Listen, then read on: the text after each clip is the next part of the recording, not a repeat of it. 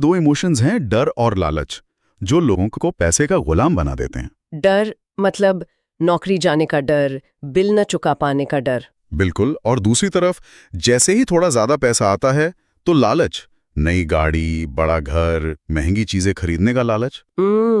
तो कियोसाकी मानते हैं कि फाइनेंशियल नॉलेज, जो वित्तीय ज्ञान है, वो हमें इन इमोशंस को कंट्रोल करने में मदद करता है। अच्छा, मतलब जब आप समझते हैं कि पैसा कैसे काम करता है तो आप डर या लालच में बहकर फैसले नहीं लेते, आप सोच समझकर कैलकुलेटेड फैसले लेते हैं। ये एक तरह से फाइनेंशियल इमोशनल इंटेलिजेंस है। ये अच्छा कहा आपने, फाइनेंशियल इमोशनल इंटेलिजेंस। और फिर रिच डैड की कुछ आदतें और सोचने के तरीके भी बताए हैं।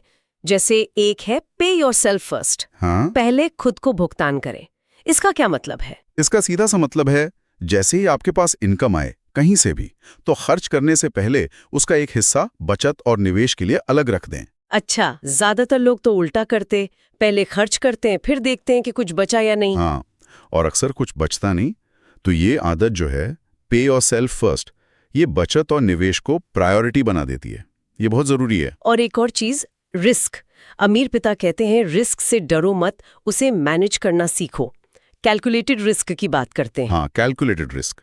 इसका मतलब ये नहीं कि आंख बंद करके कहीं भी पैसा लगा दिया, नहीं। तो फिर इसका मतलब है कि आप किसी भी इन्वेस्टमेंट या मौके के बारे में पहले पूरी जानकारी लें, उसके फायदे, उसके नुकसान, क्या हो सकता है अगर चीजें गलत हुई, इन सबको समझें। और फिर फैसला लें कि क्या ये जोखिम उठाने लायक है, और अगर नुकसान हुआ भी तो क्या आप उसे झेल पाएंगे। बिल्कुल, ये जुआ नहीं है, ये नॉलेज और एनालिसिस पर बेस्ड फैसला है।